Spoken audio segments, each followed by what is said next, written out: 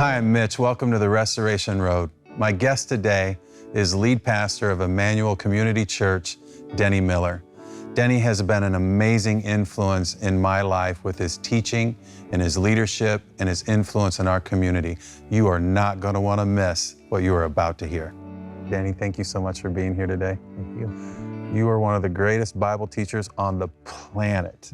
My brother Stuart had you when he got his master's in pastoral ministries from Huntington University, and he contacted me immediately and said, dude, I'm hearing one of the best Bible scholars I've ever heard in my life. And I want to get to why the memorization of the Word was so important to you.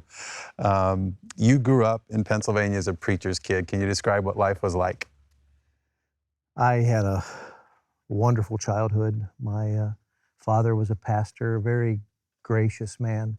I always wanted to be a Christian because of him, because I never wanted to disappoint him. He was just the kind of guy you want to, do your best for. And so I honestly have to say that my faith was more my parents' faith for the first part of my life. Wow. Until I went on to college, but mostly because I was so proud of my dad. That's really cool because you hear so many pastors' children who are turned off by the hypocrisy they see in the home versus what they see in the church. Yep. And that is just so cool. What part of Pennsylvania? Shippensburg was my home, which would be south central, close to Gettysburg. Most people know because of Civil War. Sure. Wow. How did you decide to go to college at Huntington University? My life is a kind of a list of people who came to me right at the crossroads and just made a difference. My aunt, who was only 9 years older than me, in the summer after my senior year, August. Of high school or college? Of high school. Right after I had been accepted at a local school, my aunt asked me to come over for cinnamon rolls, which was how she got me there. But she wanted to talk to me like a Dutch uncle. And she said, you've been called to ministry. Why would you go about the path you're going? Why don't you go away to school? Why don't you go to a Christian college? And that night, I came home and filled out an application with only 2 weeks to go before school started. Oh, my. And it was she'd earned the right to speak into my life. And when she spoke, I listened, and I've thanked her many times since. Did you play baseball at Huntington? I did for a very short time, but I got involved in music, so I quit baseball. Oh, wow. Yep. Why music? What sparked that? It was something I was involved in high school, and I just enjoyed singing. I don't anymore. You don't lead worship? I don't lead worship. I don't even sing loud, but I enjoyed it at the time. That's terrific. Yep. At what point do you get your MDiv? I went back to Pennsylvania, began pastoring a church, and got my MDiv while I was pastoring. So that's a lot of work at once, but were you able to use your studies in your sermons? It was the first time I was able to take my education and kind of plug it in as I went. And it was probably the most helpful schooling I ever had because of that. When was the stint as a newspaper reporter? That was right during college. I started full-time in my beginning of my sophomore year of college and continued for 5 years working as a newspaper reporter. I trained Dan Quayle. You did a great job. Well, I had nothing to do with anything of that. So. And then were you editor of the denominational magazine? Yes, for a couple of years I worked for our denomination. Did that help you learn how to communicate a message concisely and like pick just the right words for just the right time and even help your messages in the end? It did. It taught me to think with a better organization. Yeah. And it also taught me something so simple as typing. I had never learned to type, and so when I became a reporter, I learned to type. And I think now what I had done with my life had I not been able to type, because that's where I spend so much time before a keyboard today. Do you outline your messages yourself on your keyboard? I do. Yeah. That's kind of what happened to me as the technology came in, and in my business life, I rarely used a keyboard. And then when I sold the business and went to seminary, that's all I do is use the keyboard, and it's, I think back to my basketball coach that taught me typing. That was a blast in high school. When you were in Pennsylvania as a pastor, You led 7 young guys to Christ. Can you tell that story? I had just started. I was 2 weeks into my first pastorate. I was 26 years old. And on a Monday morning, a gentleman rode up to the church office, outside the church office on a motorcycle, and walked in and said he had spent the weekend drunken and had no memory of the weekend. And he says, "This has to stop. How can you help me?" Oh my goodness. It was just out of the blue. Out of the blue. Out of the blue. And talked to him a little bit. And really, he helped me lead him to Christ, because I had not done that with an adult before. And so it was an amazing thing. And then over the next few weeks, it was just God helping me. Sometimes he gives us even what we don't deserve in those ways. Yes. And he brought me into the lives of young men who either didn't know or had been away from the church for a while. And so those 7 young men came to faith, and they became my first discipleship group. Again, a person in a crossroad of my life, that gentleman who rode up on the motorcycle that day, after being a Christian for a few months, said to me, "You know, shouldn't you be teaching me the Bible now?" And he did. And that was the beginning for me of discipleship. That was like, you know, you're right, I should. I don't know what to teach you. But I said, tell you what, read this, and next week we'll get together. And so all 7 of those guys were the ones who, for the next 2 years, I just committed my life to. Oh my goodness. And because of them, I developed the material that we still use today. In fact, their names are still on the front page of the material, because they taught me how to do discipleship. And that's the Grow material? Yes. Talk about how that works and how it has memory tools with it. It's a 4-part, 13-week each process of working your way through the scriptures. So it's basically just the entire Bible, but you learn through tools, anagrams, stages. STAGES will teach you from creation to Christ. And then report teaches you from Christ to today, and so forth. And so you learn words that help you keep everything intact. That is phenomenal. Is it true, and we're going to get to you coming to Emmanuel Community, but is it true that you expect every person who comes to your church to be discipled or to disciple, or it's probably not the place for them? Yes, I would say that's fair. I don't know that I say it quite that clearly, but it's yes, interesting that that's the ripple effect of what you hear. You're setting the bar high, yet you've grown tremendously. Did those 2 things go together, you think? I don't know. How do you measure it? Like, how do you know if people are being discipled or in a disciple relationship? We keep track of people. Anybody who's new to the church, we ask them, have you been through a process of kind of becoming confident in the Bible and in your Christian life? And if they say no, we say, we have a place we'd love you to plug in. And if they say yes, we say, good for you. And if you'd like to be a part of the leadership process, let us know. Wow. Otherwise, we won't try to redisciple you. So, how do you deliver then the Grow materials? Is it through classes? It's through on campus? It's through classes, yeah. And you get volunteers to teach it? Yes. Who have been through it before? That's tremendous. Yeah. So the denomination asks you to come to Huntington in 1987, I think? Yes. How did that unfold? I had pastored for 9 years, and I had developed this Grow material and began using it in my church. And of course, other churches around us asked if they could have copies of it so they could use. And then our denominational leadership team said, we'd like to provide this for the denomination. Would you come and work? It was a 2-year contract. Would you come and work and produce it in a better quality? Because in those days, it was mimeograph machine, you can remember. And so we came out and published the material, and then I traveled our denomination teaching pastors. All over the country, I assume? All over basically the eastern part of the country. We didn't have many churches out west. How was it received? Very well, and still used by many to this day, yes. That is incredible. Yes, I'm thankful. Yes. So you can retire off the royalties? I need to work on that. During that time period, your wife tells you she misses the pastoral ministry? Correct. Which is interesting. Yes. You know, not many wives would say that. So what did you do? We were married in college. She loved it that I wanted to be a pastor. When we took our first church, she she just fits so well as a pastor's wife. She was raised in a very solid church. In fact, I don't say this to many people, but my wife was probably my best pastor. After I married her, I realized how much further along she was in the faith than I was. And she really pulled me along. And she was so instrumental in maybe most everything I do now, but at least in the ministry. And she really missed being in the ministry. And so this little church in Fort Wayne was available, and I was not traveling a lot of weekends, mostly during the week.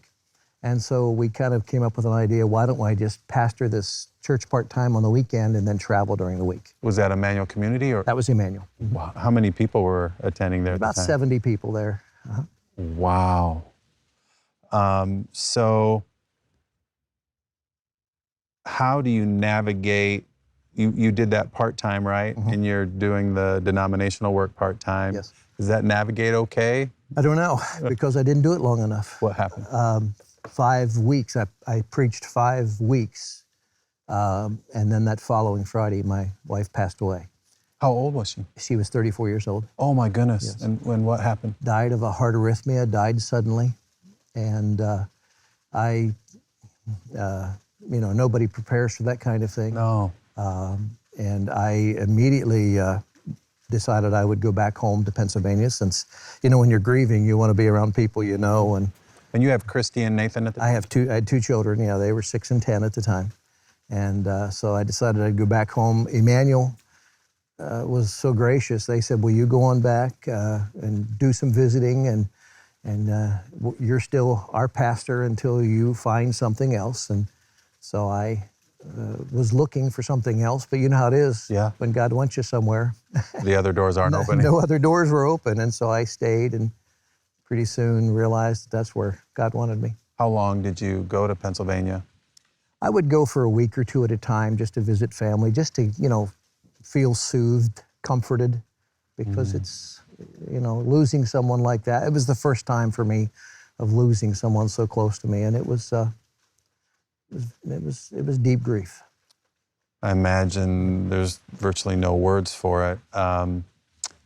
Being a pastor, being so knowledgeable about the Bible, developing the grow material, how do you navigate your young children through that grief process? Well, I don't know. I don't know that I did it well. The night that Mary passed away, the sheriff, the ambulance came, and they took us to the hospital.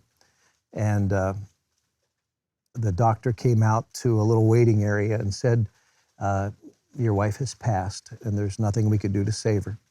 And I asked immediately, I don't know why I did, but I said, could we see her? And she said, yes, just give us a minute. And they covered her up, except for her face. And then I took the kids in. And I told them, that we never know what God's plan is in our lives, but even things we don't like sometimes happen. And it's always in God's plan. And so we took hold of her body and put our hands on her hands, and we prayed together. And, I think for the next few weeks and months, I think I was so deep in my grief, I'm not sure I was helping the children as much as I should have. But I think our church came around them and did well. And then I think later, as I started to come out, I think I did a better job of teaching and helping them. But they were great. They were amazing. They are. So how do you meet Karen?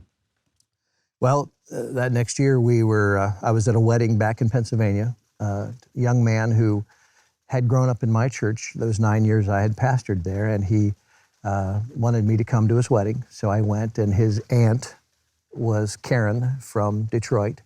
And so we met there at the wedding. She was not at all interested in seeing me, and I really wasn't interested in dating. But we went out for dinner that evening after the wedding.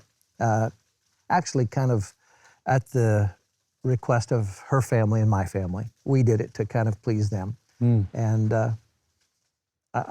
she asked me about my first wife, and I spent the next couple hours crying, literally crying. Oh. It was just not a really good first date, but right. All I could remember was looking at her, how much she cared. She had such compassion in her eyes. And I came back to Indiana, and I thought, you know, I want to talk to her again. And so that's how it came about. How long did you date? 5 or 6 months. And then married? Married. Wow. Yep. Yep. Wow, what a story. And unfortunately, in some ways, I mean, it seems unfair, but she and I had one date, just the two of us, and all the other dates were 4 of us. My children dated with us because I didn't want to marry anyone who they didn't really want me to be a part of and want to be part of their lives. So, as young as they were they excited about having a mom? Were they apprehensive? both of them came to me independently during those months and said, "Are you going to marry her?" And I said, "I don't know. What you think?" And they both said, "I'd like to have her as my next mom." Oh my. So my father-in-law too, and this is just an aside, but my father-in-law was one of the most godly men I ever knew. And he called me during that time and he said, "Are you dating?" And I said, "No." And I was almost offended that he asked me that. And because I hadn't actually started dating Karen, I'd talked to her a couple times. And he said, "Well, we want you to." He said, you promised in your vows that you'd be faithful till death do us part, and you were, and you've been a good husband to Mary, but now you need to move on with your life. And I just felt like I had such permission. Yes. Both from my children and from my father-in-law. Yeah. And I think from the father-in-law, that's huge. Oh, he was an amazing man. Oh. Well, you wanted to take Karen to Israel because you had gone in college? Yes. I studied in college in Israel for a semester. Oh, you're kidding. No. What was that like? It was amazing. I didn't really want to go, but I had changed majors, and so I needed a couple extra Bible courses back before the internet, you know. Yeah. The only way to do it at the time that we knew of was to go to Jerusalem, so I spent a semester there studying. Did you just fall in love with it? Yes, it took me a while. At first, I didn't want to be there, and then after I was there a little while, I began to like it, and then pretty soon it was more than that. It was something I really got connected with, and I realized how the Bible came alive. Yeah. Where did you live? And the other question I got is just like, were you in any dangerous situations during that time period?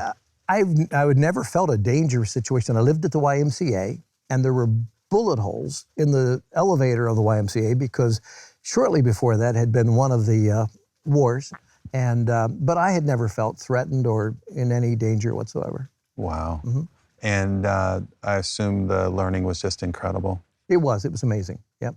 So Karen wants you to take her to Israel because she knew about your background. How did you orchestrate that next trip?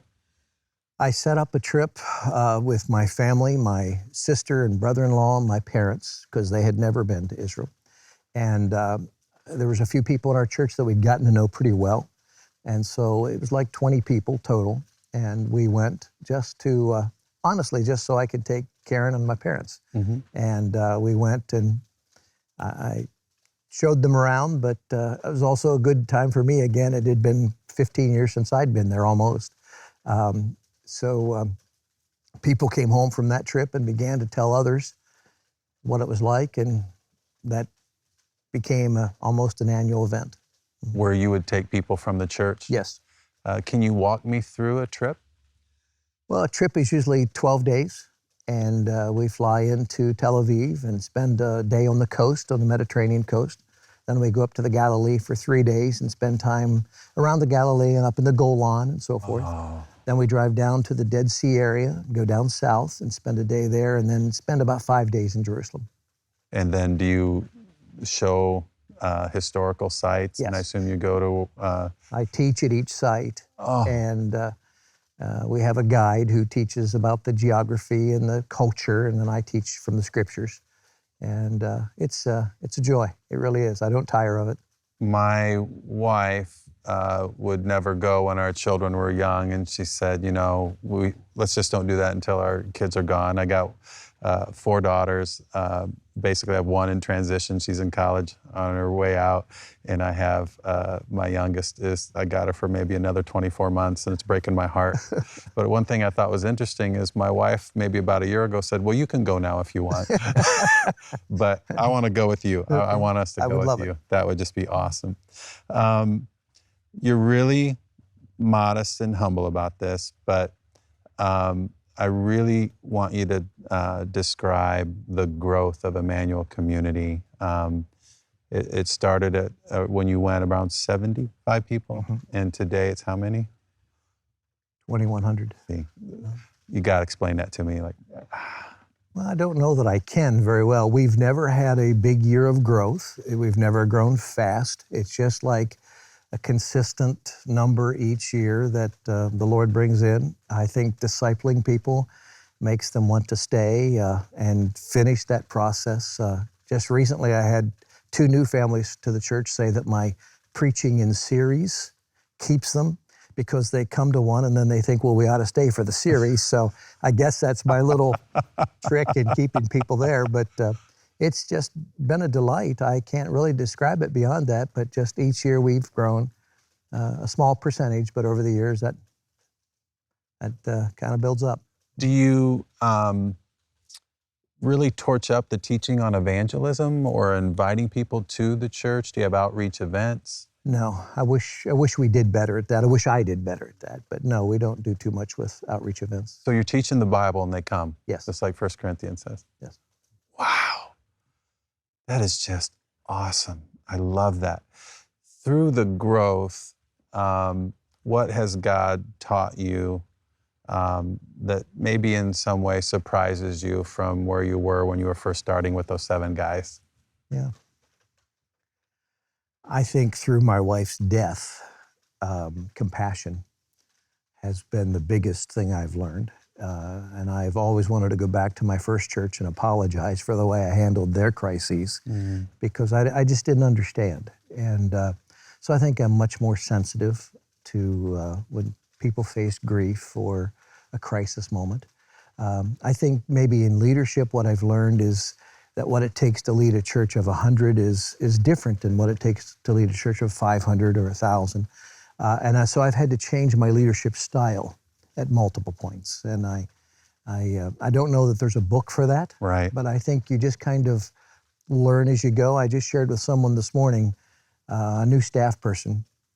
I'm not sure how I'd handle a church this size had I not grown with it, because I don't know that I understood what it took to lead a church of this size. In fact, I'm sure I didn't when we were a much smaller church. So I've just grown into it. You've had congressmen as parishioners, you've had presidents of universities, you've had wealthy business owners, you've had blue collar, white collar. How do you connect with all of those in the gamut of people? It's a really good question, and I don't know. I think the fact that you're genuine, that you say, this is the one thing that I do, the one thing that we do as a church is we teach, and if that's what you need in your life, then we might be your church. If not, that's okay, and we will happily encourage you to attend where you get what you're looking for, what you need. But I think just the teaching of the Word, everybody knows when they come there, that's what we do. That's what you'll get. That's terrific. And it's a beautiful campus. Every time you put up a new building, I think, oh, that is so beautiful. I love how it all ties together. You have been very involved with Huntington University. It makes me think back to your aunt and the cinnamon rolls and how valuable that moment in time was. How long have you taught there, and what have you taught? I taught for 21 years at the graduate school in the master's program. I taught theology, and I taught pastoral leadership and preaching. And not all at the same time, but over the years, different things. Okay, now that I got you here, I got to ask you how do you go about preparing a message, and give me the whole annual plan too, because I think that's powerful. When I went to Emmanuel, I developed a 10-year plan to preach through books of the Bible. And I had never been anywhere 10 years. I had been at a church 9 years, but so I put it together, a 10-year plan. Then there was another 10-year and a third 10-year, and now I'm in the next 5-year plan. But bottom line was that I would just preach through books throughout the year. I'd go Old Testament, then New Testament, then maybe something a little more topical, and then back to the Old Testament and so forth. And I just would work my way through scriptures that way. And so I'd go away in the summer each year and take a couple days just to build the whole plan for the next year. in more detail. The scriptures that I'd use, basic outline, key thought. My worship pastor wants to know kind of the key thought or the focus. And so I work on that, and then I bring that back, and then we're ready for the following year. And that's incredible. then I work in advance. I'm one of those people that, again, our worship pastor calls me a crock pot, that I have to stew on things, and that's the way I work. I do. So I'll read something and kind of look at the passage and think about it for weeks and just make little notes. And then the week of, I begin on Sunday afternoon for the next weekend, and I just read it, and I let it kind of sink in, and then by Tuesday, I start my outline and turn it in by Thursday morning. Wonderful. Man, that is just awesome. We talked about the loss of your wife, but you also had another scary moment when your grandson Carson was diagnosed. I'd like you to describe with an illness, and I'd like you to describe what that was like for you as a grandparent, reflecting on, Christy had lost her mom. Sure. Now what? Sure. We were at a pastor's conference up in Michigan and got a phone call from Christy. She was driving, and she said, "Dad, I was just at the doctor with Carson, who was at the time 3, and she said, I was told he has leukemia." And Christy was just weeping. And I said, "Christy, please pull over. Don't continue driving like this, and tell me more." And she explained it. And I said, we'll be right there. So we immediately left and drove back. And then all of us went down to Riley and spent the next 3 years in some ways at Riley, visiting, chemo treatments. Just amazing how well they handled children at Riley, and the way my daughter and son-in-law handled the whole process. It was very difficult for me because I think being one step removed almost made it worse, because it's like I couldn't be hands-on all the time. But it really was a time of trusting for me. It was really a time of going deeper. And now he's this big, strong, now he's 6'3". Look at that. So and we're very thankful. And what sports is he playing? He plays basketball and he plays golf. Denny, thank you so much for being with us. You're a blessing to me, I think in more ways than you even realize. You're a blessing to my brother, who's pastoring County Line Church, and to countless thousands of others all over the world now. And I hope to go to Israel with you soon. Thank you so much. Thank you. God bless you. Hi, Mitch. I'm Larry. And together we're Mitch and Larry. Join us next week on the Restoration Road.